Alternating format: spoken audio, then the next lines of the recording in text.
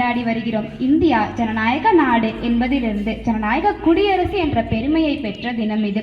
நமது இந்திய அரசியலமைப்பு சட்டம் நமக்கான நீதி, சமத்துவம், உரிமை ஆகிய அனைத்தையும் வழங்குகிறது. நமது உரிமைகளை ஒழுங்குபடுத்தி நமக்கு அங்கீகாரம் அளிக்கிறது. இந்த வரலாற்று நாளில் நமது உரிமைகளை நமக்கு மீட்டெடுத்து தந்த சுதந்திர வீரர்களை, விடுதலை என்னும் தாகத்தை நம் அனைவருக்குள்ளும் ஏற்படுத்திய பாரதியார் போன்றோரை நினைவு கூற வேண்டிய நாளாகவே இந்நாள் கருதப்படுகிறது. அப்படியே நமது இந்தியாவின் அரசியலமைப்பு சட்டம் எப்படி அமைந்தது என்பதையும் தெரிந்து கொள்ளலாம். நமது இந்தியாவிற்கு 1947 ஆண்டு ஆகஸ்ட் மாதம் 15ஆம் நாள் ஆங்கிலேயர்களிடமிருந்து விடுதலை கிடைத்தது. இந்தியா ஒரு ஜனநாயக நாடாக அறிவிக்கப்பட்டது. அதாவது மக்களுக்காக மக்களே செய்யும் ஆட்சி முறை கொண்ட நாடு என்ற பெருமையை பெற்றது. இந்திய குடிமக்களின் உரிமைகளை பாதுகாக்க ஒரு அரசியலமைப்பு சட்டம் நமக்கு தேவைப்பட்டது. இதற்காக ஆங்கிலேயர்கள் அமைத்த அரசியலமைப்பு சட்டத்தை 1935ஆம் ஆண்டு இந்தியா மாற்றி அமைத்தது. சுதந்திரம், நீதி, சமத்துவம், உரிமை ஆகிய தேவைகளுடன் அரசியலமைப்பு சட்டத்தை உருவாக்க டாக்டர் எஸ். ராஜேந்திர பிரசாத் தலைமையில் அரசியலமைப்பு குழு உருவாக்கப்பட்டது. இதில் அரசியலமைப்பு வரைவு குழு தலைவராக டாக்டர் B.R. அம்பேத்கர் பதவியேற்றார். பன்முகத்தன்மை கொண்ட இந்தியாவிற்கு சமூக நீதி, அடிப்படை உரிமைகளிடம் இருந்தது. இந்திய அரசியலமைப்பு சட்டத்தை அமைக்கும் பணி 1946ஆம் ஆண்டு டிசம்பர் மாதம் 9ஆம் தேதி துவங்கியது. சுமார் 60 நாடுகளின் அரசியலமைப்பு சட்டங்களை ஆராய்ந்து உரிமைகளை சுதந்திரமாகவும் சமத்துவ நோக்கத்துடனும் வழங்க வேண்டும் என்பதற்காக 3 ஆண்டுகள் பாடுபட்டு 1949ஆம் ஆண்டு நவம்பர் மாதம் 26ஆம் தேதி இப்பணி நிறைவடைந்தது. இந்தியாவின் அரசியலமைப்பு சட்டம் சுமார் 2 ஆண்டுகள் 11 மாதங்கள் 18 நாட்களில் 11 முறை குழு அமைத்து உருவாக்கப்பட்டது. இந்த அரசியலமைப்பு சட்டம் இந்தியர்களின் உரிமைகளை மட்டும் எடுத்து கூறாமல் அவர்களது கடமைகளையும் சுட்டிக்காட்டுகின்றது. இறையாண்மை, சமத்துவம், சமூக நீதி, மதசார்பற்ற ஜனநாயக குடியரசு மற்றும் பாதுகாப்பை நமது அரசியலமைப்பு சட்டம் நமக்கு வழங்குகிறது. மத, இன, மொழி பேதமின்றி நமக்கு வழங்கப்பட்ட இந்த சட்டம் ஒரு பொக்கிஷமாகவே கருதப்படுகிறது. இதை மாணவர்களாகிய நாம் அறிந்து இந்தியாவின் வளர்ச்சிக்காகவும் நமது அரசியலமைப்பு சட்டம் நமக்கு கொடுத்த உரிமைகளை உறுதி செய்வதற்கும் உழைத்திட வேண்டும். இந்தியா ஒற்றுமையான நாடு, கல்வியில் சிறந்த நாடு, சமூக நீதியை பின்பற்றும் நாடு, எந்த ஒரு வேறுபாடும் இன்றி வெற்றி பாதையில் பயணிக்கும் நாடு என்ற பெருமைகளை நமது நாட்டிற்கு நாம் சேர்க்க வேண்டும். குடியரசு தின உரை என்பது நாம் அனைவரும் கடந்து செல்லும் உரையாக மட்டும் இருக்கக்கூடாது. அதற்கு பதிலாக நமது அரசியலமைப்பு சட்டங்கள் கொடுத்த உரிமைகளை அறிந்து நம்மை நாமே பக்குவப்படுத்திக் கொள்ள வைக்கும் முறையாகவும் இருக்க வேண்டும். எனக்கு இங்கு பேச வாய்ப்பளித்த அனைவருக்கும் நன்றி கூறி விடைபெறுகிறேன். நன்றி, வணக்கம். இருக்கோம்ல, நம்ம இந்த இருக்கிற இடத்துலலாம் மரம் வளர வச்சு இந்த இடத்த பசுமையாக்கி மண் வளத்தை செடிக்கு வைப்போம். வா போகலாமா? வா போகலாம். இப்போது தாவரங்கள் ஒவ்வொன்றாக பூமி முழுவதும் வளர ஆரம்பிக்கிறது. மண் செழிக்க மரமாகும், மரம் வளர இலையாகும், கிளை கிளைக்க இலை துளிரும், இலை துளிர பூக்கள் பூக்கும், பூக்கள் குலுங்க காய்விடும், காய் காய்க்க கனியாகும். எத்தனை மகிழ்ச்சியடா இத்தனை வளர்ச்சியை கண்ட இயற்கைக்கு. நம்ம வந்ததுனால இங்க எப்படி பசுமையா இருக்குங்க. ஆமா, ரொம்ப அழகா இருக்கு. இந்த எழில் அழகு மிகுந்த வனத்தில் அழகழகான விலங்குகளும் வர தொடங்குகிறது.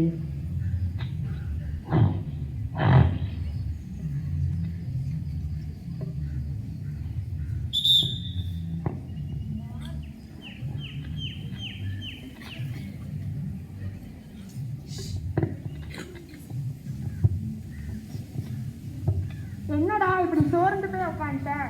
காட்டுக்குள்ள சாப்பாடு தேடி அலைஞ்சாலும் நான் ரொம்ப சோர்வாயிட்டேன்.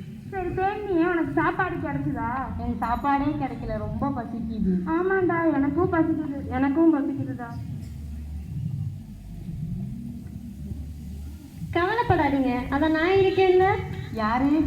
நான் தான் மரம். நீங்க இருக்க நிழல் தந்தனா, நீங்க சுவாசிக்க காற்று தந்தனா, இப்போ உங்களுக்கான உணவையும் நானே தரேன். வாழடா, அந்த மரத்துல பழம் இருக்கு, புடிங்கி சாப்பிடலாம். ஆமாண்டா. ரொம்ப அழகா பசி போயிடுச்சு. ரொம்ப நன்றி மேடம். ரொம்ப நன்றி மேடம். நாங்க எப்பயுமே உங்களுக்கு விசுவாசமா இருக்கோம். மேலும் அழகு சேர்க்க பறவைகளும் வர தொடங்குகிறது. அடடா, எத்தனை அழகு, எத்தனை அழகு! வண்ணமயமான பறவைகளும் விலங்குகளும் வந்தவுடன் மரங்கள் எல்லாம் சந்தோஷத்தில் பூத்து குலுங்குகிறது. இறுதியாக மனிதனும் வரத் தொடங்குகிறான்.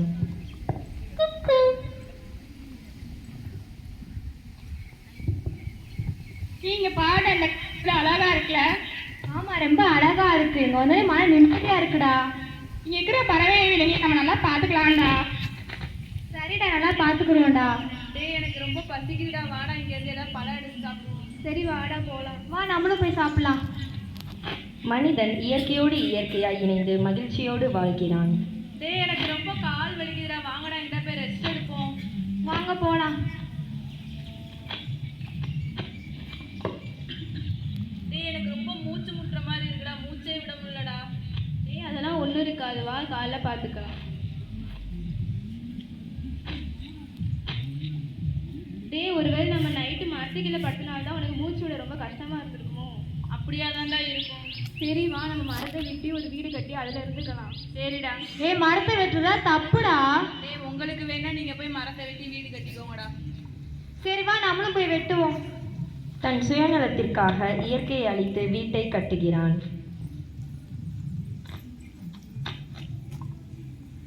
டேய், வாடா, நம்ம ஏதாவது சாப்பிடுவோம்டா. நம்ம பழத்தையே சாப்பிட்டு சாப்பிட்டு போர் அடிக்குதுடா. வா, நம்ம சிக்கன் ரைஸ் ஏதாவது வாங்கி சாப்பிடலாம். சரிடா, போகலாம். டேய், அதெல்லாம் சாப்பிட உடம்புக்கு கெடுதிடா. ஏய், அவங்க சொன்னா சொல்லிட்டு நம்ம சாப்பிடலாம். வா. ஏய், எனக்கும் ரொம்ப பசிக்குதுடா. ஆமாண்டா, எனக்கு பசிக்குதுடா. போய் அவங்கள்ட்ட போய் கேட்போம். ஏய், கொஞ்சம் தாங்கடா, பசிக்குது. யாரோ சொன்னாங்க இதெல்லாம் சாப்பிட்டா ரொம்ப கெட்டதுன்னு சொல்லிட்டு. இப்போ பாரு, நம்மகிட்டே வந்து கேட்குறாங்க. ஏய், பசிக்குதுடா, தாங்கடா. சரி, பார்த்தா பாவமாக இருக்கு, கொடுக்கலாம். இந்தாங்கடா. தேவைக்கு அதிகமாக கழிவுப் பொருட்கள் உருவாக்கி வனத்தில் வீசுகிறான். டேய், இதெல்லாம் சாப்பிட்டு எங்கடா போட?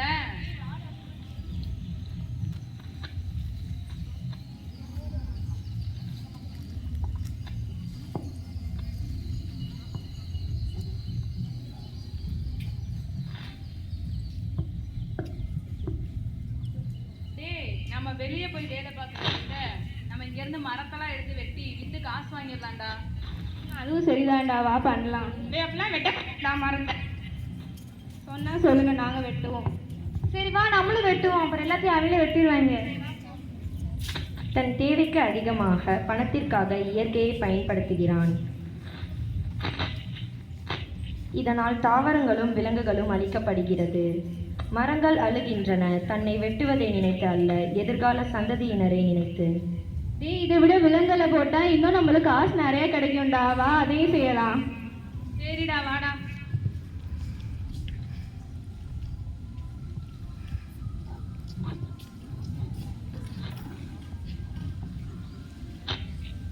டேய், இங்க பாத்தியா எனக்கு எவ்வளவு காசு கிடைச்சிருக்கு பாத்தியா? ஏய், உன்னோட எனக்கு தான் நிறைய காசு கிடைச்சிருக்கு. சரிடா, வாங்க, நான் வீட்டுல போய் தூங்கணும்.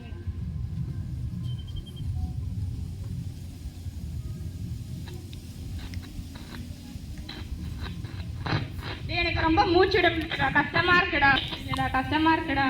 ஏய், எனக்கும் அப்படிதான் இருக்கு. ஒருவேளை நம்ம மரத்தை வெட்டி ரொம்ப தப்பு பண்ணிட்டோம். ஐயோ, ஆமாடா. என்னடா ஆச்சு? எனக்கு அப்படிதான்டா இருக்கு. எனக்கும் அப்படிதான்டா இருக்கு. இறுதியாக மனிதனும் அழிகிறான். பணத்தை சேமிக்க தெரிந்த மனிதன் இயற்கையை பாதுகாக்க தவறினான். இயற்கையை பாதுகாக்க நாமும் தவறினால் நமக்கும் அழிவு நிச்சயம். மரம்தான் மரம்தான், எல்லாம் மரம்தான், மரம்தான் மரம்தான், மனிதன் மரத்தை மறந்தான். இயற்கையை பாதுகாப்போம், நெகிழியை ஒழிப்போம். ஜெய்ஹிந்த். तेरी शान पे सदके कोई धन है क्या, तेरी धूल से बढ़ के, तेरी धूप से रोशन, तेरी हवा पे जिंदा, तू बाग है मेरा, मैं तेरा परिंदा।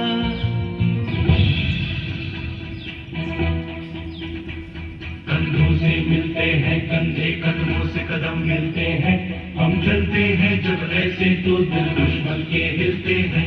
हमसे मिलते हैं कंधे, कदमों से कदम मिलते हैं, हम चलते हैं जब ऐसे तो दिल दुश्मन के हिलते हैं। कंधों से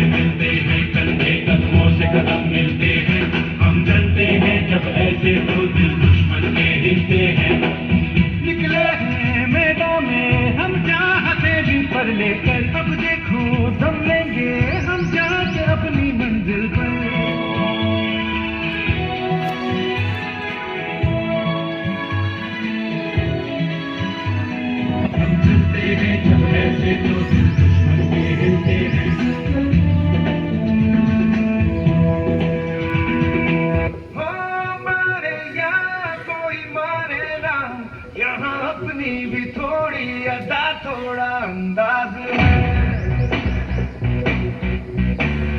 ऐसे हैं चाहे वैसे हैं अरे जो भी हैं जैसे हैं तुम पे हम नाज हैं जाने ना हमको ये जमाना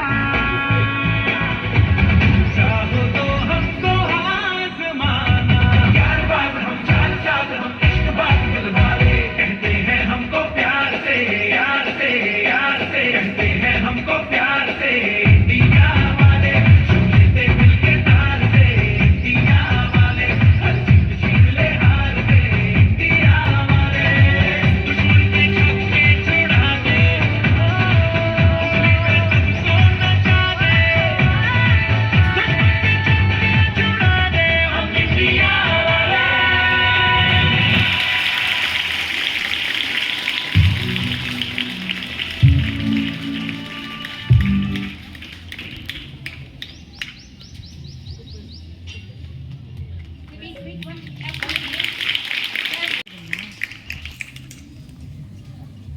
எப்படி இதில் ஃபோட்டோ எடுக்க அப்படின்னு மிகவும் அழகாக நடனமாடி நாட்டுப்பற்றை நம்மிடையே ஏற்படுத்திய அழைக்கின்றேன்.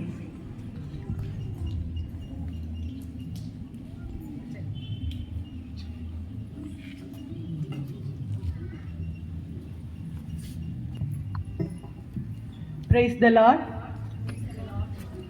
குட்டீஸ் சொல்லுங்க praise the Lord. எஸ், இந்த அருமையான ஒரு ரம்மியமான நேரத்தை நமக்கு இறைவன் இயேசு தந்திருக்கிறார். அவருடைய நாமத்தினால முதல்ல உங்க எல்லாருக்கும் நான் என்னுடைய வாழ்த்துதலை, குடியரசு தின வாழ்த்துதலை கூறிக்கொள்கிறேன். அடுத்தபடியாக மேடையில் அமர்ந்திருக்கும் அன்பே வடிவான அன்னை அவர்களுக்கும் எங்கள் டீச்சர்ஸ்லாம் என்கிட்ட சொல்கிறாங்க, இந்த பீராட்சியும் பவுலின் சிஸ்டர் எவ்வளவோ அவங்க சிரமத்தின் மத்தியிலையும் இறை பக்திங்கிற அந்த ஒரு பலத்தினால மிக சிறப்பாக இந்த மேல்நிலை பள்ளியினுடைய காரியங்களை செய்து கொண்டு வர்றாங்க. அவங்களுக்கு இறைவன் இன்னும் மென்மேலும் பலத்தை கொடுக்கணும்னு சொல்லி இறைவனை வேண்டி அவங்களுக்கு என் வணக்கத்தை கூறிக்கொள்கிறேன். மற்றும் மேடையில் இருக்கும் புனிதா மதர் அவர்களுக்கும் என்னுடைய தாய் வீடான பிரைமரி ஸ்கூல் தலைமை ஆசிரியர் சிஸ்டர் ஃப்ளோரா அவர்களுக்கும் ஆங்கில பள்ளி தலைமை ஆசிரியர் ருஃபினா அவர்களுக்கும் மற்றும் ஆங்காங்கே அமர்ந்திருக்கும் அருட்சகோதரிகள் அனைவருக்கும் பெற்றோர்களுக்கும் என்னுடைய வணக்கத்தை தெரிவித்துக் கொள்கிறேன். மேலும் ஒவ்வொரு மரத்தடியிலையும் உட்கார்ந்துருக்காங்க, நின்று கொண்டிருக்கிறாங்க என் உடன்பிறவா சகோதர ஆசிரியர் பெருமக்கள். ஒவ்வொரு நிகழ்ச்சி நடக்கும் போதும் எங்களுக்கு டக் டக் டக்குன்னு ஒரு இதையை துடிச்சிக்கிட்டே இருக்கும். நான் என்னுடைய பெர்ஃபார்மன்ஸ் என் குட்டீஸ் நல்லா பண்ணுறாங்களா, எப்படி பண்ணுறாங்க, ஒவ்வொரு நேரமும் அந்த இதையை துடிச்சிக்கிட்டே இருக்கும். அப்படி எல்லா கலை நிகழ்ச்சிகளையும் மிக சிறப்பாக கொடுத்து ஓடுகிற குதிரைகளை போல கம்பீரமாக அமர்ந்திருக்கிறாங்க. எப்பவுமே ஓடுகிற குதிரை ஜெயிக்கும் இல்லையா? நம்ம டீச்சர்ஸ் எல்லாம் அவ்வளோ உற்சாகமான டீச்சர்ஸ். அவங்களுக்கும் அந்த பெர்ஃபார்மன்ஸ் கொடுத்த ஒவ்வொருத்தருக்கும் நல்லா ஒரு கை தட்டுங்க. ஏன்னா அந்த ஒவ்வொரு உழைப்புக்கும் பின்னால் எவ்வளோ பெரிய தியாகம் இருக்குது. எவ்வளவோ டைம் நீங்கள் வெயிலில் நின்று ப்ராக்டிஸ் பண்ணி. மிஸ் இந்த ஸ்கூல் டீச்சர் தான், ப்ரைமரி ஸ்கூலில் 38 வருஷம் ஆங்கில பள்ளியிலையும் சேர்த்து வேலை பார்த்துருக்கேன். அதனால் எனக்கு அதனுடைய பெயின், அதனுடைய வலி, அதனுடைய முயற்சி எல்லாமே எனக்கு தெரியும். அதனால் உங்களை முதல்ல வாழ்த்துக்கிறேன். அடுத்தபடியாக குடியரசு தினத்தை பற்றி ஒரு பாப்பா ரொம்ப அழகாக பேசினா. உங்கள் புக்லேயும் நிறையா படிச்சிருப்பீங்க. குடி அரசு, மக்களால் ஆளப்படும் அரசு. ஒரு மனிதன் ஒரு ஓட்டை வச்சு என்ன செய்கிறாங்க, நம்முடைய தேசத்தை ஆட்சி பண்ணுறதுக்காக அண்ணல் அம்பேத்கர் என்ன செஞ்சார், நிறைய ஒரு குழு தலைமையின் கீழாக இந்த அரசியலமைப்பு சட்டம் வகுக்கப்பட்டது. அது எப்போ வகுக்கப்பட்டது? எல்லா நாட்டுகளிலும் இருக்கிற பெஸ்ட் அரசியலமைப்பு ரூல்ஸ் எல்லாம் எடுத்து நம்முடைய அரசியலமைப்பு சட்டமாக வகுத்தாங்க. இந்த எல்லா விஷயமும் உங்களுக்கு நல்லா தெரியும் இல்லையா? மறுபடியும் நான் அதை சொன்னால் நீங்கள் மனசுக்குள்ள உங்களுக்கு ஓடு, மிஸ் இது ஒரு சண்டே சீக்கிரமாக எங்களை விட்டிங்கன்னா இவ்வளவு ப்ரோக்ராம் நாங்கள் பண்ணி முடிச்சிட்டோம், இந்த டாக் கொடுக்குறேன்னு ரொம்ப நேரம் உட்கார வச்சிங்கன்னா உங்கள் கவனம் இங்கே இருக்காதுங்கிறது எனக்கு தெரியும். உங்களை மாதிரி நான் அந்த சைடு இருந்த ஆள். அதனால் very short, one word story, one word message, ஒரு ஷார்ட்டாக சொல்லிவிட்டு நான் என்னுடைய உரையை முடித்துக்கொள்கிறேன். இப்படி பல்வேறு மக்களுடைய பெரிய தியாகிகளுடைய அவங்களுடைய தியாகத்தினால தான் நம்ம சுதந்திர தினம் கொண்டாடுறோம், குடியரசு தினம் கொண்டாடுறோம். ஒரு நிகழ்ச்சியை சொல்ல இஷ்டப்படுறேன். மகாத்மா காந்தி அவருடைய வாழ்க்கையில் நடந்த நிகழ்ச்சி நிறைய பேருக்கு தெரிஞ்சிருக்கும். அவர் சிறு பையனாக இருக்கும் பொழுது அவங்களுடைய கிராமத்தில் சாயந்தர நேரம் என்ன செய்வாங்க, ட்ராமா போடுவாங்க. இப்போ வந்து சாயந்தர நேரம் மொபைல் எடுத்துக்கிறாங்க, சீரியல் எடுத்து பார்க்க தொடங்கிறோம். அப்படி கிடையாது. நல் ஒழுக்கத்தை வளர்க்கக்கூடிய அநேக ஸ்ட்ரீட் டிராமாஸை அந்த காலத்திலே என்ன செஞ்சுருக்காங்க, போட்டிருக்காங்க. அப்படி ஒரு நாள் ட்ராமா நடக்கும்போது நம்முடைய காந்தியடிகள், சுதந்திரன்னா நம்ம ஃபர்ஸ்ட் சொல்றது யார் பேரு? எஸ், காந்தியடிகள் பேர் சொல்லுவோம். அவர் குட்டி பையனா உங்களை மாதிரி இருக்கு, எப்படி உண்மைக்காக தன்னுடைய வாழ்க்கையை தொலைத்தார் அப்படிங்கிறத பார்த்தாரு. அதன் மூலமாக அவர் என்ன மேன்மை அடைஞ்சாங்கிறத அவர் பார்த்தாரு. சிறு பையனா இருந்த போதும் அவருடைய இருதயத்தில் என்ன செஞ்சிச்சு, அந்த உண்மை. நம்ம எந்த நேரத்தில் எப்படி இருக்கணும், உண்மைதான் பேசணும், பொய் பேசக்கூடாது அப்படிங்கிற கருத்து நல்ல பசுமரத்தை ஆணி மாதிரி பதிஞ்சிருச்சு. ஒரு நாள் அவங்க வகுப்பறையில் சிஓ ஐயா வந்து விசிட்டுக்கு வராங்க. உங்களுக்கு தெரியும், நிறைய கல்வி அதிகாரிகள் வரும்போது டீச்சர்ஸ்லாம் ஒரு படபடப்போடு இருப்போம். ஏன்னா அங்கே படிக்கிற பிள்ளைகளுடைய கல்வி தரம் எப்படி இருக்குதுன்னு அவங்க நோட்டில் எழுதுவாங்க, ஸ்கூல் தரத்தை எழுதுவாங்க. அப்போ நல்லா படிக்கிற பிள்ளைகள் கூட நீங்கள் என்ன செய்வீங்க, திடீர்னு தப்பாக பதில் சொல்லி என்ன செய்வீங்க, எங்களுக்கு ஒரு நெருக்கடியை கொடுப்பீங்க. அப்படி இருக்கும்போது டிக்டேஷன் வேர்ட்ஸ் கொடுக்குறாங்க அவங்க டீச்சர். காந்தியடிகள் ஒரு வார்த்தையை தப்பாக எழுதுறாரு, பக்கத்தில் இருக்கிற அந்த பையன் கரெக்டாக எழுதியிருக்கான். அப்போ அவங்க மிஸ் நைஸாக சொல்கிறாங்க, அதை பார்த்து எழுது, கரெக்ட் ஸ்பெல்லிங் எழுது அப்படின்னு. காந்தியடிகள் கடைசி வரைக்கும் என்ன செய்யலை, அதை பார்த்து எழுதவே இல்லை. உண்மைதான் பேசணும், தவறான காரியங்களை செய்யக்கூடாது, பொய் பேசக்கூடாது அப்படின்னு ஒரு தனி மனித ஒழுக்கம் அங்கே உருவாச்சு. நம்ம குடியரசு தினம் கொண்டாடலாம், சுதந்திர தினம் கொண்டாடலாம், எத்தனையோ மேதைகளுடைய தனி மனித ஒழுக்கத்தினால தான் இதெல்லாம் கொண்டாட முடியுது. அந்த தனி மனித ஒழுக்கம் நம்மகிட்ட காணப்படணும். இல்லாட்டி குடியரசு தினத்துக்கு வந்துட்டு, சுதந்திர தினத்துக்கு வந்துட்டு சாக்லேட்டை கிரவுண்டில் போட்டுட்டு போகிற அந்த குணம் நம்மகிட்ட இருக்கக்கூடாது. சிறு காரியமானாலும் பெரிய, அது சார்ல்ஸ் ஸ்கூலில் படிக்கிற பிள்ளைகள் மற்ற பிள்ளைகளோட ஒரு வேறுபட்ட பிள்ளைகளாக இருக்கணும். ஏன்னா மிஸ் இந்த ஸ்கூலில் ஒர்க் பண்ணதுனால இங்கே படித்த நிறைய பிள்ளைகளை பார்த்துருக்குறேன், மிக உயர்ந்த நிலையில் இருக்கிறாங்க. நந்தினின்னு ஒரு அக்கா ஃப்ளைட் ஓட்டிக்கிட்டு இருக்கிறா கலிஃபோர்னியாவில். அப்படி நம்ம ஸ்கூல் லேசுப்பட்ட ஸ்கூல் இல்லை, நீங்கள்லாம் லேசுப்பட்ட பிள்ளைகள் இல்லை. நீங்கள் சிறப்பான காரியத்தை எதிர்காலத்தில் நிச்சயமாக அச்சீவ் பண்ண போகிற அச்சீவர்ஸ். பக்கத்தில் பார்த்து சொல்லுங்கள், நான் எதிர்காலத்தில், பக்கத்தில் லெஃப்ட் சைடு இருக்காங்கல்ல அவங்கள பார்த்து திரும்பி சொல்லுங்கள், நான் சரித்திரம் படைக்க போகிறேன். லெஃப்ட் சைடு பாருன்னா ஃப்ரண்ட்டில் பார்க்குறீங்க. எங்கள் பிரைமரி பிள்ளைகள் மார்ச் பாஸ்ட் பண்ணும்போது லெஃப்ட் ரைட் லெஃப்ட் சொல்லும்போது, லெஃப்ட் சொல்லும்போது உங்களுக்கு பழைய நினைவுகள் வரும். ரைட் காலை தூக்கி அடிப்பாங்க. அப்போ நாங்கள் சொல்லுவோம், சாப்பிட்ற கை இருக்குதுலாடா, அந்த பக்கம் இருக்கிற காலு தான் ரைட்டு, அதர் சைடு இருக்கிறது லெஃப்ட் அப்படின்னு சொல்லி கொடுப்போம். மறுபடியும் நான் விட்ட இடத்துல வரேன். உங்கள் லெஃப்ட் சைடு திரும்பி, நான் சரித்திரம் படைக்க பிறந்தவள் சொல்லுங்க. மனசுக்குள்ள ஆழமா போகணும். இப்போ ரைட் சைடு திரும்பி, நான் சரித்திரம் படைக்க பிறந்தவள். Very good. இதை மனசுல வச்சுக்கோங்க. நீங்க லேசுப்பட்ட பிள்ளைகள் இல்லை, சாதாரண பிள்ளைகள் இல்லை. எதிர்காலத்தில் ஒரு சமுதாயத்தை, ஒரு தேசத்தை உருவாக்க பிறந்திருக்கிற பிள்ளைகள். இதை ஒட்டி ஒரு சின்ன கதை சொல்றேன். ராஜான்னு சொல்லிட்டு ஒரு குட்டி பையன் இருந்தான். அந்த பையன் ஸ்கூல் விட்டு உங்களை மாதிரி ஸ்கூல் விட்டு வரும்பொழுது ஒரு வீட்டினுடைய மாமரத்தில் நிறைய மாம்பழம் பழுத்து தொங்குச்சு. அதில் ஒரு கிளை மட்டும் அந்த வீட்டு காம்பவுண்ட் வாலுக்கு வெளியில் வந்துருந்துச்சு. அதில் 2-3 பழம் ரொம்ப அட்ராக்டிவாக பழுத்து ரோட்டு பக்கம் தொங்குச்சு. இந்த பையன் என்ன செஞ்சான், இந்த பக்கம் பார்த்தா, லெஃப்ட் பார்த்தா, ரைட்டு பார்த்தா, யாரும் பார்க்கல. அந்த பழத்தை பறித்து பேக்கெட்டில் போட்டுக்கிட்டு வீட்டுக்கு போயிட்டான். அவங்க அப்பா ஒரு தச்சர். அவர் வீட்டில் உட்காந்து வேலை செஞ்சுட்டு இருக்கும்போது இந்த பையன் போய் அந்த பழத்தை கொடுக்குறான். எப்படிப்பா கிடச்சிச்சு? இந்த மாதிரி ஒரு வீட்டிலேருந்து நான் தெரியாமல் படக்குன்னு பிடுங்கிட்டு வந்துட்டேன்ப்பா. அப்போ அவங்க அப்பா சொன்னார், இந்த மாதிரி செய்யக்கூடாது, யாரும் பார்க்காத போது இந்த மாதிரி படுகிறது தவறான காரியம், கொண்டு போய் அந்த வீட்டு காம்பவுண்டுக்குள்ளே வீசிட்டு வந்துருன்ட்டார். அடுத்த நாள் அவங்க அப்பாவும் பையனும் ஒரு கார் எடுத்துக்கிட்டு ஒரு வயல்வெளி வழியாக போகிறாங்க. அப்படி போகும்போது நிறைய தண்ணீர் பழம் பயிரிடப்பட்டிருக்கிற ஒரு பெரிய தோட்டத்தின் வழியாக போய்கிட்டு இருக்கும்போது பெரிய பெரிய தண்ணீர் பழம் அந்த ஏரியாவில் கண்டுக்கு எட்டிய வரைக்கும் யாருமே இல்லை. அப்போ அவங்க அப்பா காரை நிப்பாட்டிட்டு சொல்கிறாரு, தம்பி நீ இங்கே இரு, நான் போய் 2 பழம் பறிச்சுட்டு வரேன், யாரும் வர்றாங்களான்னு பார்த்துக்கோ அப்படின்னு சொல்லிட்டு அப்பா என்ன செய்கிறாரு, இப்போ கீழே இறங்கி போய் 2 தண்ணீர் பழத்தை பறிச்சுட்டு வந்து காரில் வைக்கிறார். வச்சுட்டு மகன்கிட்ட கேட்குறாரு, மகனே யாராவது பார்த்தாங்களா? வலது பக்கம் இல்லைப்பா. இடது பக்கம் பார்த்தாங்களா? அந்த பக்கம் பார்த்தாங்களா? எந்த பக்கமும் பார்க்கலப்பா. ஆனால் ஒருத்தங்க பார்த்தாங்க. யாருன்னு கேட்குறாரு. 2 கண்கள் வானத்திலேருந்து நம்மளை பார்த்துக்கிட்டு இருந்துச்சு. கடவுளுடைய கண்கள் சொன்ன உடனே அந்த அப்பாவுக்கு ரொம்ப ஷேமாக போச்சுது. அவர் என்ன செஞ்சுட்டாரு, தண்ணீர் பழத்தை பேக்கெட்டில் போட்டு போகிறா, தூக்கி வீசியிருப்பாரா? கொண்டு போய் போட்டுட்டு அவர் என்ன செஞ்சாரு, நம்ம பையன்கிட்ட இருந்து நல்ல காரியங்களை அவர் கற்றுக்கொண்டார். அப்படி எந்த சூழ்நிலை இருந்தாலும் நீங்க என்ன செய்யணும், உண்மையா இருக்கணும். கடவுள் பயத்தோட இருக்கிற பிள்ளைகளாக தான் நீங்க என்ன செய்யணும், காணப்படணும். நீங்க எல்லாம் சொல்றீங்க மிஸ், ஆனா சில சமயம் எங்களுக்கு ரொம்ப கஷ்டம் வருது அப்படின்னு நீங்க நினைப்பீங்க. பாடம் படிக்க முடியல, எங்க வீட்டு சூழ்நிலைகள் கஷ்டம் வருதுன்னு சொல்வீங்க. டாக்டர் அப்துல் கலாம் ஒரு அழகான பொன்மொழியை சொல்லியிருக்கிறாரு. when you do a task you have to cross so many difficulties, but the difficulties should not be your captain. You have to become the captain of difficulties. என்ன சொல்றாருன்னா, நிறைய புக்கு வாசிப்பீங்களா எல்லாரும்? இல்ல லைப்ரரி இருக்கு. ஒழுக்கம் உள்ள பிள்ளைகளாக மாற்றும். அவர் நிறைய புக்கு வாசிப்பாருன்னு நம்ம கேள்விப்பட்டிருக்கோம். அப்படி அவர் சொல்றதனுடைய அர்த்தம் என்னன்னா, நம்முடைய வாழ்க்கையில நமக்கு கஷ்டங்கள் வரும், டிஃபிகல்ட்டிஸ் வரும். அந்த டிஃபிகல்ட்டிஸ் நமக்கு கேப்டனா போயிடக்கூடாது. நம்ம அந்த டிஃபிகல்ட்டிஸ்க்கு கேப்டனா இருக்கணும். சப்போஸ் உனக்கு மேக்ஸ்ல நீ 40 தான் எடுக்க முடியுது, அது உனக்கு ஒரு கஷ்டமா இருக்கு, அந்த டிஃபிகல்ட்டி இருக்குது, நீ அந்த மேக்ஸ்ல கூட மார்க் எடுக்கணும்னு நினைக்கிற. அதனால நீ என்ன செய்யணும், டெய்லி ஒரு அரை மணி நேரம் அந்த மேக்ஸை கூட ஒர்க் பண்ணா அந்த மேக்ஸுக்கு நீ கேப்டனா போயிடுவேன். இல்லாட்டி இந்த மேக்ஸ் வராது, நான் இதை செய்ய மாட்டேன், நான் இங்கிலீஷை படிச்சுக்கிறேன், கணக்கை படிச்சுக்கிறேன்னு போனேன்னா வாழ்க்கையில நீ அச்சீவ் பண்ண முடியாது. நீ எப்பவுமே ஒரு அச்சீவரா இருக்கணும்.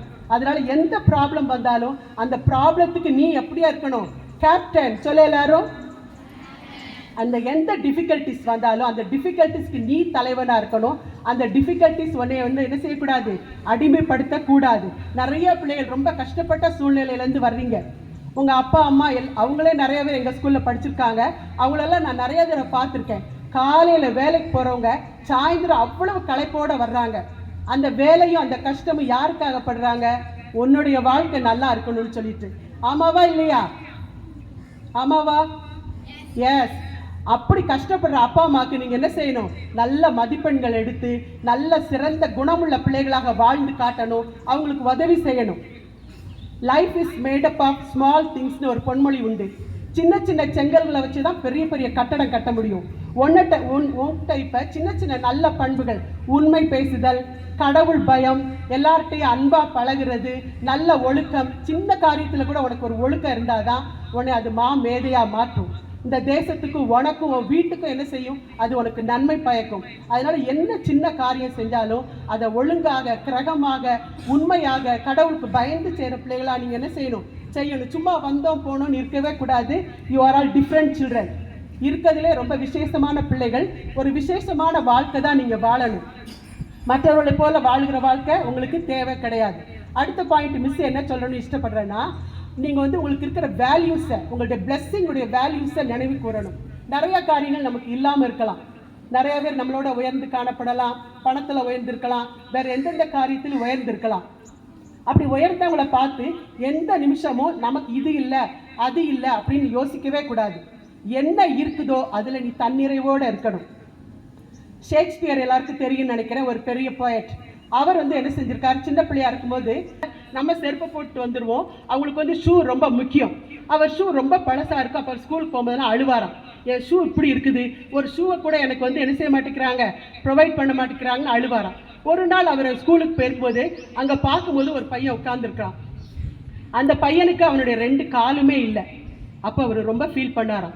2 கால் இல்லாமல் ஒரு பையன் இருக்கும்போது ஷூ இல்லைன்னு சொல்லிட்டு நான் வருத்தப்படுறேனே, எனக்கு இருக்கிற பிளெஸ்ஸிங்கினுடைய வேல்யூ எனக்கு தெரியணும். Here after I have to value my blessings. எனக்கு என்னென்ன பிளெஸ்ஸிங்ஸ் கடவுள் கொடுத்துருக்கிறாரோ, அப்பா அம்மா ப்ரொவைட் பண்ணியிருக்கிறாங்களோ, இந்த ஸ்கூல் ப்ரொவைட் பண்ணியிருக்குதோ, அதுக்கெல்லாம் நீங்கள் எப்படி இருக்கணும், தேங்க்ஃபுல்லாக இருக்கணும். என்ன பிளெஸ்ஸிங் இருந்தாலும் பரவாயில்ல, இல்லாததை பார்க்கக்கூடாது. Be positive always. எப்போவுமே நெகட்டிவாக யோசிக்கக்கூடாது, பாசிட்டிவாக இது இருக்குதா போதும். வீட்டில் போய் அது இல்லை இது இல்லைன்னு அம்மா அப்பாட்ட என்ன செய்யக்கூடாது, தகராறு பண்ணவே கூடாது. ஒரு நல்ல பிள்ளையா வீட்டுக்கு இருந்தால் தான் நீங்கள் நாளைக்கு என்ன செய்ய முடியும், நாட்டுக்கு நல்ல பிள்ளைகளாக இருக்க முடியும். தனி மனித ஒழுக்கம் தான் உனக்கு ரொம்ப அவசியம்.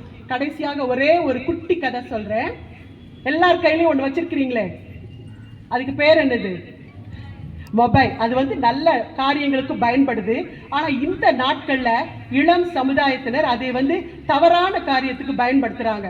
குட்டி பிள்ளையாக இருக்கும்போதுலேருந்தே ஒரு அரை மணி நேரம் நீ கேம்ஸ்க்கு அதை யூஸ் பண்ணுறேன்னா பரவாயில்ல, ஒரு வார்த்தை ஹவு டு ப்ரொனவுன்ஸ் திஸ் வேர்டுன்னு கூகுளில் போட்டால் நீ கற்றுக்கிடலாம், அப்படி நீ பயன்படுத்தலாம். ஒரு அரை மணி நேரம் ஒரு ரிக்ரியேஷனுக்கு பயன்படுத்தினா பரவாயில்ல. இங்கேருந்து போனதுலேருந்து எப்போ பார்த்தாலும் அந்த மொபைல் மொபைல் மொபைல்னு சொல்லிட்டு என்ன செய்யாதீங்க.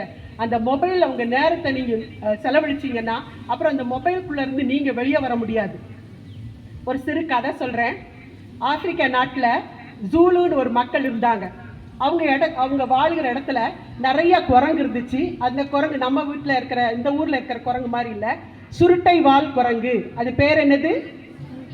உங்களை மாதிரி சேட்டை வால் குரங்கு மாதிரி சுருட்டை வால் குரங்கு இருந்துச்சு. அந்த குரங்கு வந்து குட்டியாக இருக்கும், க்யூட்டாக இருக்கும். அப்போ மற்ற தேசங்கள்லேருந்து இந்த குரங்கை வந்து ஜூக்காக எங்களுக்கு பிடிச்சு கொடுங்கன்னு சொல்லுவாங்க. அப்போ யாராலையுமே அதை லேஸில் பிடிக்க முடியாது. ஆனால் அந்த ஜூலு இன மக்களுக்கு ஒரு டாக்டிஸ் தெரியும். அங்கே வந்து ஒரு முலாம் பழம், ஹனி டியூன்னு ஒரு பழம் நிறைய பழுக்கும். அந்த பழத்துக்குள்ளே இருக்கிற கொட்டை ரொம்ப பிடிக்கும் அந்த குரங்குக்கு. அப்போ அவங்க என்ன செய்வாங்க, குரங்கை பிடிக்கணும்னா அந்த பழங்களை கொண்டு வந்து அதுக்கு நடுவில் அந்த குரங்கினுடைய கை மட்டும் நுழையிற மாதிரி ஓட்ட போட்டுருவாங்க. போட்டுட்டு அங்கங்கே வச்சிருவாங்க. இந்த குரங்கு அனுசரி அந்த பழத்துக்கு இஷ்டப்படாது, பழத்துக்குள்ளே இருக்கிற அந்த கொட்டைக்காக கையை உள்ள விடும். கையை உள்ள விடும்போது கை நிறையா கொட்டையை அள்ளிட்டு கையை வெளியே எடுக்க பார்த்துச்சுன்னா கையை என்ன செய்ய முடியாது, வெளியே எடுக்கவே முடியாது. ஏன்னா அந்த கோல் எப்படி இருக்குது, கை நுழையிறதுக்கு தான். அப்கோர்ஸ் இந்த குரங்கு வந்து அந்த விதையை விட்டுட்டு கையை வெளியே எடுக்கலாம். ஆனால் அந்த குரங்கு அப்படி செய்யாது. கையில் கிடச்சிருக்க அந்த விதை மேலே அதுக்கு அவ்வளோ விருப்பம். அப்படியே அதில் இருக்கிறதுனால அது பிடிபட்டு ஒரு ஜூவில் போய் அடைக்கப்படுறதுக்கு கொண்டு போகப்படுது. அதே மாதிரி தான் நீங்கள் கையில் வச்சுருக்கிறீங்களே மொபைல், அதை வந்து உபயோகத்துக்கு பயன்படுத்துங்க. எப்போவுமே அதில் உங்களுடைய முழு எனர்ஜியையும் உங்களுடைய முழு நேரத்தையும் செலவழிச்சிங்கன்னா ஒரு நாள் இதுலேருந்து வெளியே வரணும்னு யோசிப்பீங்க. அப்போ அந்த மொபைல் என்ன செய்யாது, உங்களை வெளியே விடாது. சுருட்டை வால் குரங்கு மாதிரி உன்னுடைய நேரமும் உன்னுடைய எனர்ஜியும் தவறான வழியில் என்ன செய்யும், செலவிடப்பட்டு நீ முன்னேற முடியாது. அதனால மொபைலை எடுக்காதன்னு வீட்டில் சொன்னால் உங்களுக்கு கோவம் வருதுல்ல, வருதா வரலையா? நிறைய கோவம் வரும். குட்டி பிள்ளை கூட கோவம் வருது. மொபைலை பிடுங்கினா ஒரு அழுக. அப்படி செய்யாதீங்க. உங்களுக்கு ஒரு சின்ன நேரம், குறிப்பிட்ட நேரம் விளையாடுறதுக்கோ வேற எதுக்கோ உங்களுக்கு ரிக்ரியேஷனுக்கு கொஞ்சம் நேரத்தை ஒதுக்கிட்டு உங்களுடைய பெரும்பாலான நேரத்தை ரீட் பண்ணுறதுக்கு, உங்கள் வீட்டுக்கு எப்படி பயனோடு இருக்கணும், நாட்டுக்கு எப்படி பயனோடு இருக்கணும், நான் வாழ்கிற சமுதாயத்தில் ஒரு தப்பு நடந்தால் நீ தட்டி கேட்கணும், பார்த்துட்டு அப்படியே போகக்கூடாது. எந்த நேரத்துலையும் நீ பொய் பேசக்கூடாது, உண்மை பேசணும். உன்கிட்ட என்ன இருக்கோ அதில் நீ சாட்டிஸ்ஃபைடாக இருக்கணும். புரியுதா? அப்படி இருந்தால் தான் நீங்கள் இந்த தேச தலைவர்கள் சொன்னோம்ல, இப்போ வரிசையா அக்கா பேர் சொன்னான், அண்ணல் காந்தியடிகள், அம்பேத்கர், நேரு, வரிசையாக நீங்கள் சொல்வீங்க. அவங்கள ஒருவராக நீங்கள் உருவாகலாம். யாருக்கு தெரியும், நம்முடைய கேம்பஸ்லேருந்து பெரிய பெரிய பிரைம் மினிஸ்டர்ஸ், சீஃப் மினிஸ்டர்ஸ் உருவாகலாம். ஆமாம் தானே? உருவாகுவீங்கள? எதிர்காலத்தில் நீங்கள் சாதிப்பீங்கள்ல. சாதிக்க போகிற பிள்ளைகள் தான் உங்களுடைய பொன்னான நேரத்தை என்ன செஞ்சுருக்கீங்க, மார்ச் பாஸ்ட்டுக்கு ஐட்டம்ஸ் கொடுக்க. பஸ் பிள்ளையெல்லாம் தப்பிச்சு வீட்டில் உட்காந்துருக்காங்க. ஆனால் நீங்கள் டெடிக்கேஷனோடு இங்கே வந்து என்ன செஞ்சுருக்கீங்க, பார்ட்டிசிபேட் பண்ணி இந்த நிகழ்ச்சியை கலகலன்னு ஆக்கியிருக்கீங்க. உங்கள் அனைவருக்கும் என் வாழ்த்துக்கள். ஆண்டவர் உங்களை அபரிதமாக ஆசீர்வதிப்பார். God bless you children. Have a nice day. ஆசிரியர் பெருமக்கள், மாணவ கண்மணிகள் எல்லோருக்கும் முதற்கண் என்னுடைய குடியரசு தின நல்வாழ்த்துக்களை தெரிவித்துக் கொள்கிறேன். ஹாப்பி ரிபப்ளிக் டே சில்ட்ரன். நான் புளியம்பட்டியில் ஆசிரியராக பணியாற்றி கொண்டிருக்கும் போது பக்கத்து பள்ளிக்கு ஒரு சிறப்பு விழாவுக்கு எங்களெல்லாம் கூட்டிக் கொண்டு சென்றார்கள். அப்போது அந்த பள்ளிக்கு முன்னாள் தலைமை ஆசிரியராக இருந்த அவருடைய புதல்வர் இப்பொழுது ஒரு குருவாக இருக்கின்றார். அவரை சிறப்பு விருந்தினராக அழைத்திருந்தார்கள். அப்போது அவங்க அம்மா இறந்து விட்டார்கள். அவர் பள்ளியில் வந்து அந்த விழாவில் கலந்து கொண்டு அந்த சிறப்பித்து விட்டு அவர் பேசும்போது சொன்னார், எங்கள் அம்மா இங்கே 40 ஆண்டுகளுக்கு மேலாக தலைமை ஆசிரியராக பணியாற்றுறேன் அப்படின்னு சொன்னார். இன்றைக்கு நான் அதை திரும்பியும் மேற்கோள் காட்டி சொல்ல விரும்புகிறேன். நமது தாரதி ஆசிரியர் அவர்களுக்கு அவர்கள் வந்து பேசிய விதம், ஆணித்தரமாக அவர்கள் சொன்ன ஒவ்வொரு வார்த்தைகளும் அவர்கள் வாழ்வாக மாற்றிக்கொண்டிருக்கின்றார்கள். அவர்கள் மூப்பின் அடிப்படையில் ஓய்வு பெற்றிருக்கலாம், ஆனால் அவர்கள் விட்டு சென்ற ஒவ்வொரு மதிப்பீடுகளும், அவர்கள் பேசிய ஒவ்வொரு வார்த்தையும் இங்குதான் உலாவிக் கொண்டிருக்கிறது. ஆசிரியர் அவர்களுக்கு சொல்ல விழுகின்றேன், நீங்கள் ஓய்வு பெற்றிருக்கலாம், ஆனால் உங்களுடைய வாழ்க்கை எப்படி ஒரு முன்மாதிரியான, இன்றைக்கும் அவர்கள் வந்து முதியோர் இல்லத்திற்கு முதியோர்களை சந்திக்க வந்து கொண்டிருக்கின்றார்கள். பிள்ளைகளுக்கு அவ்வப்போது வந்து நல்ல ஆலோசனைகளை கொடுத்து கொண்டிருக்கின்றார்கள். அவர்கள் வீட்டில் அமர்ந்து கொண்டு இந்த நம்ம தான் ஓய்வு பெற்றுவிட்டோமே அப்படின்றலாம் இல்லை. அவர்கள் இன்னுமாக துடிப்போடு செயல்பட்டு கொண்டிருக்கின்றார்கள். அதுதான் ஒரு முன்மாதிரியான. அவங்க பேசின பேச்செல்லாம் நீங்கள் கேட்டிங்களா? ரொம்ப அப்படியே வீரமாக. ஏன் அந்த வார்த்தைகளில் அப்படி வருதுன்னா, அவர்கள் அதை வாழ்ந்து கொண்டிருக்கிறவர்களுக்கு மட்டும்தான் அந்த மாதிரி பேசுறதுக்கு ஒரு துணிவு இருக்கும். ஆகவே நீங்கள் இந்த நிறுவனத்தை விட்டு சென்றாலும் நீங்கள் தொடர்ந்து இந்த நிறுவனத்தோடு தொடர்பு கொண்டிருக்கின்றீர்கள் என்பதை நினைத்து நாங்கள் பெருமைப்படுகின்றோம். நீங்கள் இன்றைக்கு இந்த விழாவை சிறப்பித்ததற்காக உங்களுக்கு எங்களுடைய நன்றியை தெரிவித்துக் கொள்கின்றேன். ஆசிரியர் பெருமக்கள் உங்களோடு இருந்து பயணித்துக் கொண்டிருக்கின்றார்கள். மாணவ செல்வங்களே, நீங்கள் இந்த பள்ளி என்ற ஒரு கட்டத்தை தாண்டி, அதாவது அந்த கல்வியை நாம் கற்றுக்கொண்டிருக்கின்றோம் என்ற இந்த ஒரு கட்டமைப்பை தாண்டி சமுதாயத்தில் நீங்கள் ஒரு உறுப்பினர்கள் என்பதை நீங்கள் உணர வேண்டிய காலம் இது இல்லையா? நீங்கள் அதாவது இன்றைக்கு பேருந்து எங்கேயும் போகவே இல்லை, ஆனால் இவ்வளோ பிள்ளைகள் வந்திருக்கிறாங்க. எவ்வளோ பெருமையாக இருக்கு. எல்லாம் கைத்தட்டி வாழ்த்து சொல்லுவோமா? Very good.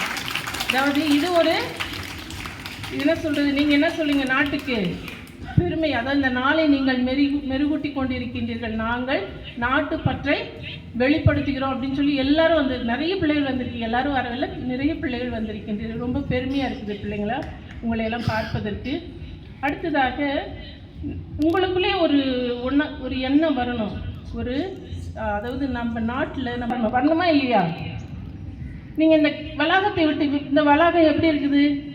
நல்ல பசுமையாக இருக்குது, சுத்தமாக இருக்குது. அடுத்தது எப்படி இருக்கு? எந்த இடத்துலையாவது எங்கேயாவது நாற்றம், துர்நாற்றம், குப்பை அப்படி ஏதாவது இருக்கா? இல்லை, எப்பொழுதுமே தூய்மையான ஒரு வளாகமாக தானே நீங்கள் பார்த்துக்கிட்டு இருக்கீங்க. ஆக இந்த வளாகத்தை விட்டு, இந்த ஒரு கட்டமைப்பை விட்டு நீங்கள் வெளியில் போகிறீங்க அப்படின்னா அங்கே பார்க்குறீங்களா எப்படி இருக்குது நம்மளுடைய தெருக்கள், நம்முடைய சுற்றுப்புறமெல்லாம் ரொம்ப சிறப்பாக இருக்கா பிள்ளைங்களா? இல்லை இருக்கா? இல்லை, நம்ம வீட்டை மட்டும்தான் சுத்தமாக வச்சுக்கணும், நம்ம வீட்டுக்குள்ளே மட்டும்தான் பெருக்கி சுத்தமாக வச்சுக்கணும் அப்படின்ற ஒரு நினைவை தாண்டி நம்ம வாழணும்.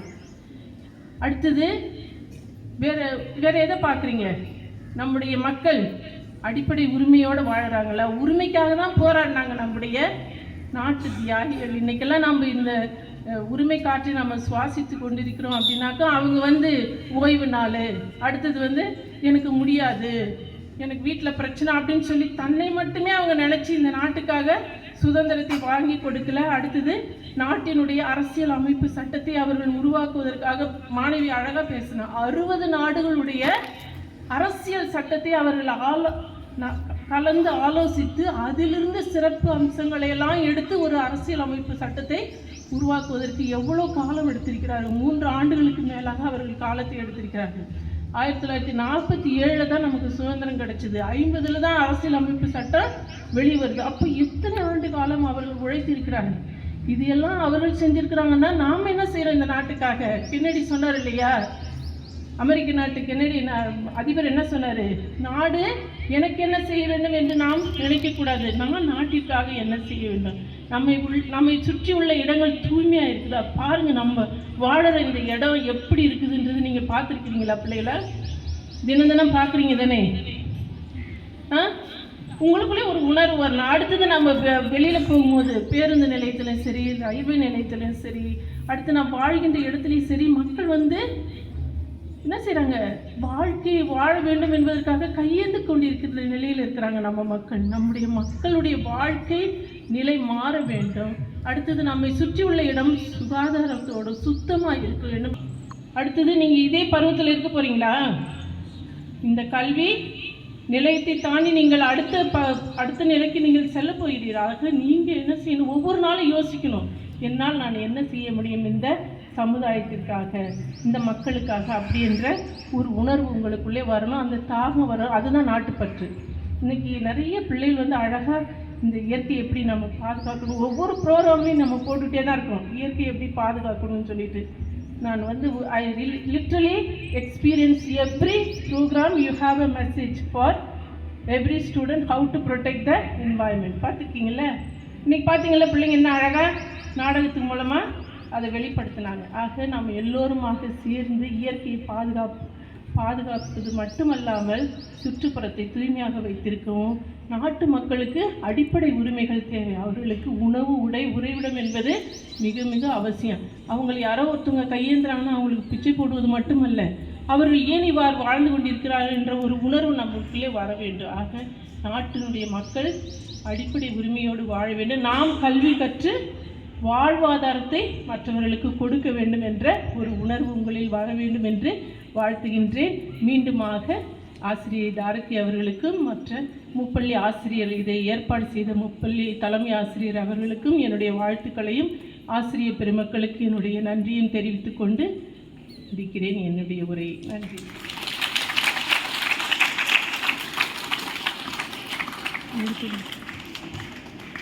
மாணவர்களிடையே கல்வியின் முக்கியத்துவத்தையும் சரித்திரம் படைக்கப் போகின்றதை பற்றியும் எடுத்து கூறிய நம் நிர்வாக அன்னை அவர்களுக்கு நன்றி.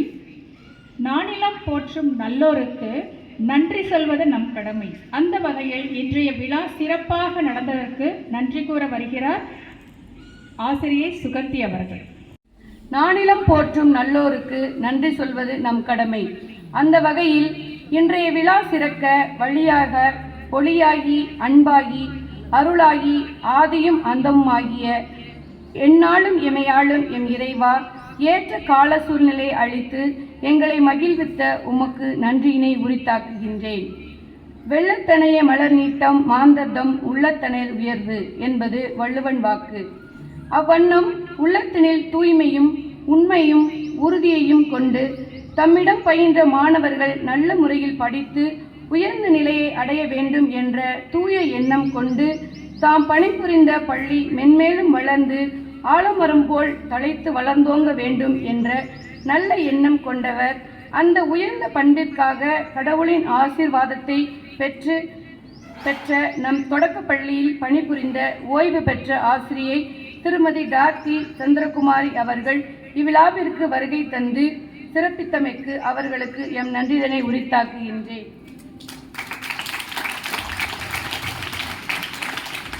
கண்ணின் குரலும் கண்ணித் தமிழும் சொல்லும் வார்த்தை அம்மா. கருணை தேடி அலையும் உயிர்கள் உருகும் வார்த்தை அம்மா. எந்தவாக அன்னையை நமக்கு அள்ளித்தந்தவர்.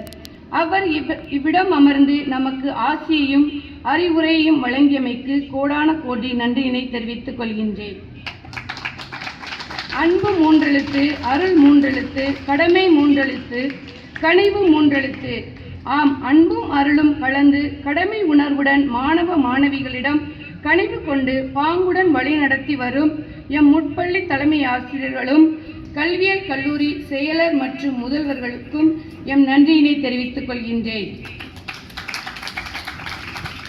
ஓதி உணர்ந்து பிறருக்கு உரைத்து தானடங்கி வாழ்வதே திறம்பட வாழ்வதாகும் என்று வள்ளுவனின் வார்த்தையை மெய்ப்பிக்கும் வண்ணம் குறைவர கற்று தான் கற்ற கல்வியை பிறருக்கு வழங்கி அவர்கள் வாழ்வில் ஒளியேற்ற செய்து வரும் மகத்துவ பணியாம் கல்வி பணியை தன்னலம் மறந்து பிறநலத்தில் அக்கறை கொண்டவராம் எம் முப்பள்ளி ஆசிரியர்களுக்கும் எம் நன்றியினை தெரிவித்துக் கொள்கின்றேன்.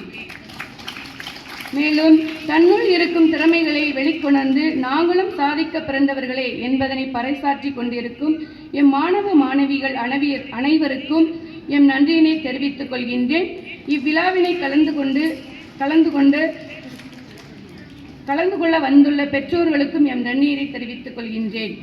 இவ்விழா இனிதாக சிறப்பாக அமைய அனைத்து வசதிகளையும் ஏற்படுத்தி கொடுத்த அலுவலக நண்பர்களுக்கும் எம் நன்றியினை தெரிவித்துக் கொள்கின்றேன். மீண்டும் அனைவருக்கும் நன்றியினை கூறி விடைபெறுகின்றேன்.